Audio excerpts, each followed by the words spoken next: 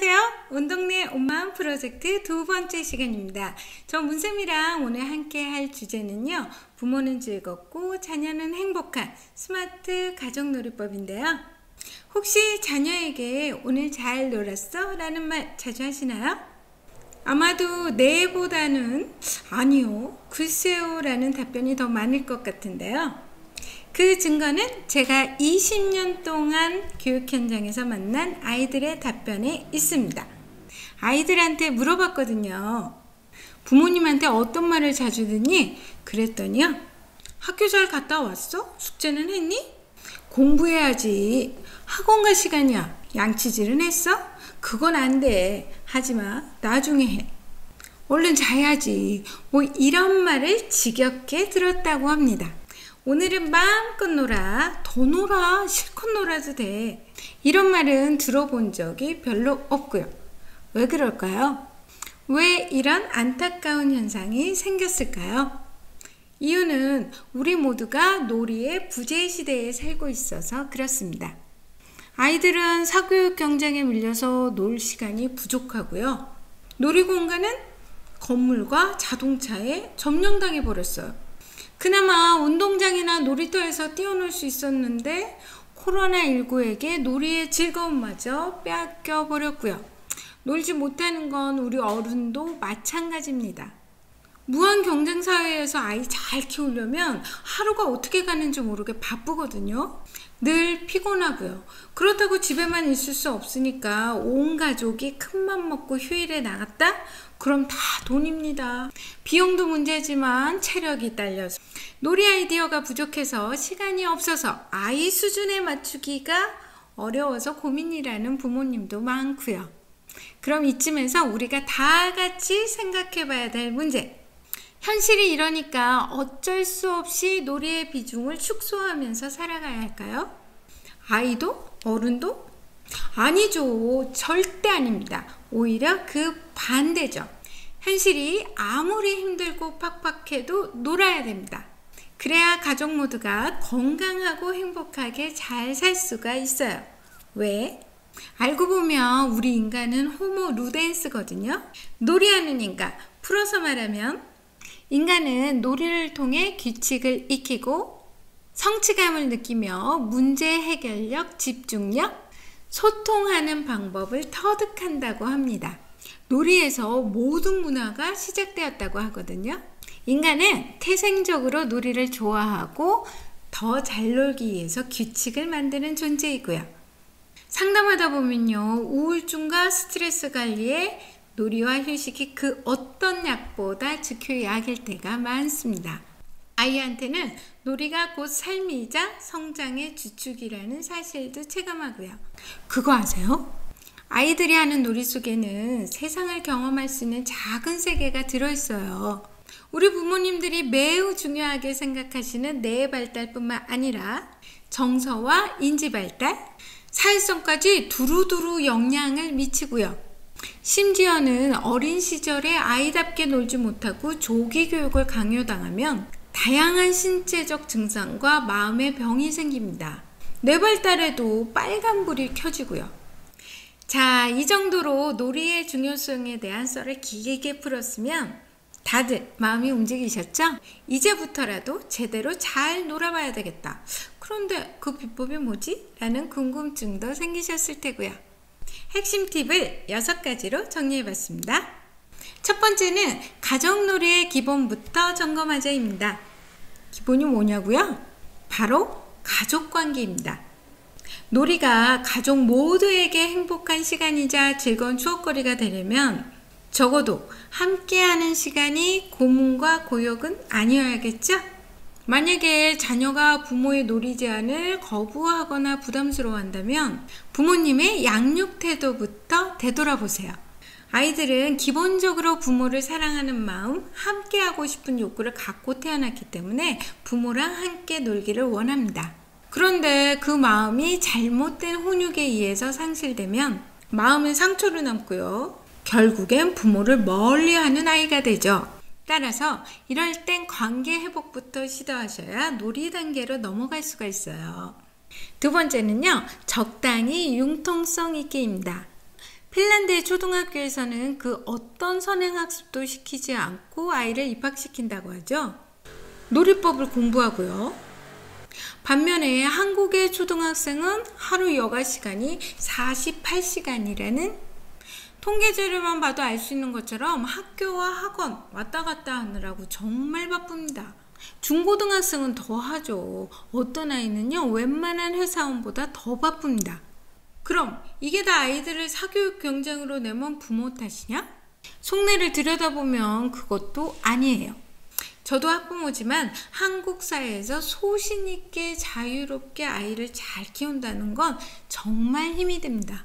남들 하는 거 안 시키면 우리 아이만 뒤처진다는 불안도 만연해 있고요. 학원 뺑뺑이 돌리는 거 싫어서 아이를 학원 안 보내고 집에서 놀게 하면 주위에서 다들 한마디씩 합니다. 요때 한글을 못했어? 어머, 대학은 포기한 거야? 아이고, 그러다가 애가 수업진도 못 따라가면 어떻게 하려고 그래? 이런 말 들으면요, 아이에게 놀이의 즐거움을 마음껏 누리게 해주고 싶었던 부모의 소신이 막 흔들리고요. 한국 공교육의 현실을 접하면 소신이 후회로 변하죠. 반면에 제 상담 사례 중에 이런 경우가 있었어요. 4살 때 영재 판정을 받은 아이가 있었거든요. 어머님이 흥분한 나머지 그때부터 무지막지하게 영재 교육을 시킨 거예요. 아들을 천재로 만들고 싶었던 거죠. 그랬더니 애가 어떻게 되었을까요? 안타깝게도 8살 때 틱이 심각하게 왔어요. 공부라고 하면 치를 떨어서 학원도 다 끊고요. 학교 적응도 힘들어했고요. 뭐든지 과요불급입니다. 지나친 선행학습, 조기교육은 공부에 대한 흥미를 떨어뜨려서 아예 안 하느니만 못합니다. 그렇다고 아예 안 하면 따라가지 못하는 게 우리나라의 현실이니까 선진국의 모범 사례도 정답이 아니고요. 해답은요, 적당히 하세요. 적당히 놀 시간도 주시고요. 창의적으로 잘 노는 아이가 미래 사회가 원하는 인재상입니다. 그럼 그 적당히의 기준이 뭐냐? 아이의 발달 수준 그리고 성향과 기질을 고려해야 되기 때문에 여기서 세세한 맞춤형 답변은 어렵지만요. 아이를 잘 관찰하면 기준이 보입니다. 심신 상태를 체크했을 때 아이가 우울증과 무기력 증상이 없다. 그러면 학습 압력을 좀 높이셔도 되고요. 있다. 그러면 놀이와 휴식의 비중을 높여서 치유에 초점을 맞춰야 합니다. 그런데 이것보다 더 쪽집게 정답이 궁금해요 하시는 분들은요, 11월 3일에 예정된 실시간 줌 상담에 참여하시면 좋을 것 같고요. 참여 안내는 이따 맨 끝에 하니까 계속 시청해주세요. 세 번째는 양보다 질입니다. 큰아이들은 안 그렇지만 어린 자녀들이 놀아달라고 떼를 쓸 때 많은 부모님들이 겪는 고충인데요. 놀아줘도 끝이 없어요. 계속 놀아달라 그러죠. 집안일은 태산이고 부모님도 사람이니까 쉬고 싶은데 말이죠. 이럴 땐 시간 제한요법이 효과적입니다. 놀기에 앞서서 놀이 시간을 딱 정해놓는 거죠. 예를 들면 30분으로 정했다 그러면 그 시간은 영혼을 다해서 몸 바쳐서 재미나게 놀아주세요. 그리고 시간이 다 되면 쿨하게 놀이를 마치면 되는데 여기서 현실 문제가 발생합니다. 아쉬우니까 아이가 조금만 더 놀아달라고 떼를 막 쓰거든요. 거절하면 울기세고요. 이럴 때 아이의 애원작전에 넘어가시면 안 됩니다. 부드러운 어조로 단호하게 짧게 말하세요. 미안하지만 오늘은 안 돼. 여기까지야. 엄마랑 약속했잖아. 내일 또 놀자. 행 하고 아이가 단념하면 좋은데, 만약에 아이가 싫어 라고 악을 쓰면서 울면 어떻게 해야 할까요? 달래지 말고 그대로 놔두세요. 달래면 더 울거든요. 어떻게든 부모의 마음을 돌려야 하니까요. 이럴 땐 아이의 마음을 담담하게 읽어준 뒤에 하려던 일을 하시면 됩니다. 아이고, 엄마랑 더 못 놀아서 속상하구나. 그래, 엄마도 그럴 것 같다. 울고 싶으면 울어. 그치고 나면 엄마가 칭찬해 줄게. 이런 과정을 일관성 있게 몇 번 거치잖아요. 아이가 깨닫습니다. 아, 우리 엄마 아빠한테는 때가 안 통하는구나. 약속을 지키는 부모님이구나. 그러고 나면 아이도 쿨해집니다. 놀이 시간이 끝나면 알아서 지가 하고 싶은 활동을 하죠. 네 번째는 그냥 즐겁게 노세요. 이 말은 뭐냐면요. 우리 부모님들은 습관적으로 아이랑 노는 동안에도 뭔가를 가르치려고 합니다. 이렇게 해봐, 저렇게 해봐 그러면서요. 아니면 심심해 죽겠다는 아이의 욕구를 즉시 해결해 주기 위해서 제안을 합니다. 뭐하고 놀래? 이거 할래? 저거 할까? 이렇게요. 지금 나도 그런데 라고 뜨끔하신 분들 계시죠? 이게 왜 문제냐면요. 우리 아이들은요, 놀이를 통해 스스로 생각하고 배울 수 있는 힘을 키워나갑니다. 이런 힘이 창의력 자기주도 학습으로 이어지고요. 그런데 이걸 우리 부모님들이 대신해 주시면 우리 아이들이 이 멋지고 좋은 능력을 얻을 수가 없잖아요. 아이가 놀이 아이디어가 없어서 심심하면 몸부림치면요, 그냥 그대로 잠시 놔두세요. 심심함은 창의력의 원천입니다. 심심해야 뭐라고 놀까라는 고민을 아이 스스로 하게 되고요. 그때부터 내가 활발하게 작동을 하거든요. 아이가 놀이거리를 찾았다. 그래서 같이 놀아달라고 하면 그때부터 부모님이 개입하실 타이밍이고요. 다섯 번째는 잘 놀다가 아이들이 싸우는 경우입니다. 이런 경우 참 많죠. 그런데 안타깝게도 많은 양육자분들이 아이 싸움을 멈추는 게 아니라 부추기는 실수를 하죠. 어떤 실수? 네, 맞아요. 애들 사이에서 판사 역할을 하는 실수를 하죠. 예를 들면 이렇게요. 싸움의 현장에 두 아이를 나란히 세워놓고 왜 싸웠어? 라고 이유를 따져 묻고 나서 지시형 판결을 내립니다. 아무리 그래도 그렇지, 너는 언니고 너는 동생인데 서로 그러면 돼? 자, 둘 다 잘한 거 없으니까 서로 사과하고 끝내. 다음에 또 싸우면 혼난다. 알았어? 땅땅땅. 이럼 어떻게 되죠? 마지못해 화해는 하는데 얼마 안 가서 또 싸우죠?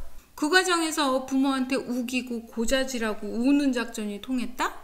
그럼 이제 맨날 와서 이러고 징징대고 억지를 부립니다. 가끔은 동생이 던진 장난감이 휘리릭 날아가서 큰애 앞니가 부러지기도 하고요.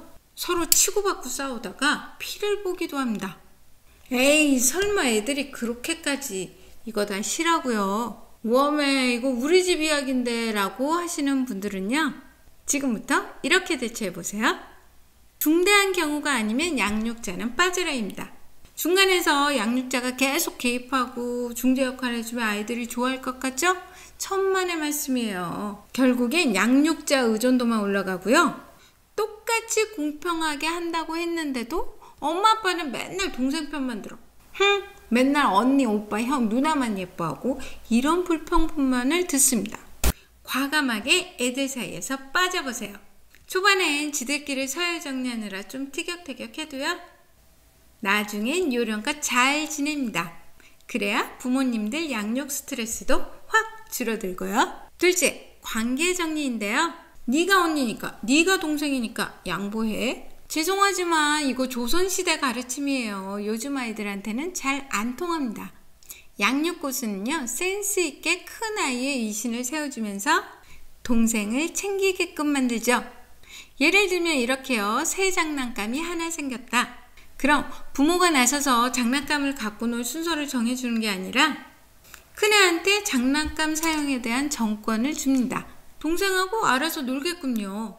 물론 아이들이다 보니까 사이좋을 때보다 싸울 때가 많겠죠. 사소한 다툼은 그냥 지들끼리 해결하게 냅두세요. 결정적일 때만 개입하셔서 중재하시고요. 대립과 갈등을 자꾸 요렇게 저렇게 극복하는 경험을 하는 것 자체가 상교육입니다. 이런 과정을 겪어봐야 문제 해결력이 늘고 서열도 정리가 되고요. 여섯 번째는 놀이 활동에 관한 팁입니다. 사실 놀이의 중요성을 알아도 실천하기 어려운 이유 중에 하나가 바로 돈입니다. 아이가 좋아하는 브랜드 장난감 하나 사주면 몇만 원이 그냥 후딱 나갑니다. 이것도요, 그 남자애들이 좋아하는 이제 건담 프라모델이라고 아시죠? 이거 하나가 10만 원이 넘어가요. 그런데 이거 큰 맘 먹고 사줬는데 아이가 두고두고 갖고 놀면 좋은데 이제 이렇게 만들고 나서 조금 있으면 다른 거 또 사달라고 합니다. 놀이공원이나 가족여행 나갔다 하면 돈이 그냥 막 우습게 나가고요. 놀이 아이디어만 있다면 일상의 모든 용품이 재미난 놀이도구가 될 수 있는데요. 여기 바둑알 보이시죠? 이걸로 노는 방법 몇 개나 아세요? 아이들한테 물어보면 뭐 대략 한 2개 정도 얘기합니다. 뭐 오목, 알까기? 저는요, 이 바둑알로 노는 방법이 100가지 넘게 있는데요. 아이들이랑 놀 때 이렇게 놉니다. 제가 먼저 한 가지 제안하고 그 다음에 아이가 이제 또 놀이를 제안하는 거죠. 뭐 알까기, 오목은 다 아실 테지만 이걸로 사격도 할 수 있고요. 이제 종이컵이나 뭐 통을 놓고 이렇게 던지면 농구. 그리고 바둑알을 숨겨서 찾는 보물놀이. 하나, 둘, 셋 맞히기를 할 수도 있고요. 이렇게 판을 깔아놓고 골대를 여기 책상에다 만들어놔서 축구놀이도 가능합니다. 관역을 만들어서 맞히면 사격놀이고요. 이렇게 세워놓고 돌려서 친 다음에 팽이놀이를 할 수도 있고요. 뭐 여기다가 이제 뭐 붙여가지고 뭐 알아맞히 놀이기도 하고요. 창의력을 발휘하기에 따라서 얼마든지 다양한 놀이가 가능합니다. 그리고 이거는 요즘 유행하는 이제 디폼 블럭이라는 건데요. 이거는 거기 있는 도안을 그대로 보고 만든 이제 팽이지만 저는 이제 아이들이랑 놀 때 그냥 블록만 주고 마음껏 만들게 하면요. 뭐 여기 보시는 것처럼 뭐 이런 거 이거 그 아이들이 좋아하는 그 혹시 어몽어스라는 게임 캐릭터인데 이것도 이제 초등학생 아이가 만들었거든요. 이렇게 그냥 도안을 주지 않고 마음대로 좋아하는 캐릭터나 좋아하는 물건 뭐 이런 거 만들게 하면 아이들이 더 신나서 따라합니다. 네, 혹시 이거 뭔지 아시나요? 이거는 이제 그 아이가 좋아하는 이제 포켓몬스터 자기가 좋아하는 걸로요 스스로 창작해서 만들었고 또 이렇게 여기 보면은 이렇게 입체 이제 탱크 좋아하는 아이들은 또 이런 것도 만들어서 아이에게 상상력과 창의력을 발휘하게 해주면 더욱 즐거운 놀이가 됩니다. 종이컵, 수건 뭐 이런 거 모두 가능하니까 한번 시도해 보시고요. 요즘 코로나 시국을 맞아서 이런 고민을 하는 부모님들이 진짜 많으신데요. 자녀들이 나가 놀 수도 없고 모이는 것도 되도록이면 자제해야 되니까 스마트폰이 아이들의 놀이 도구가 됐어요. 그래서 요즘 아이랑 스마트폰 전쟁을 치르는 집들이 정말 많아졌는데요. 다음 3강에서는 버럭 화내지 않고 아이와 함께 만드는 슬기로운 스마트폰 생활편을 준비했습니다. 소정의 상품과 책도 준비되어 있으니까 참여 신청도 해주시고요. 계속해서 많은 시청과 구독 부탁드립니다.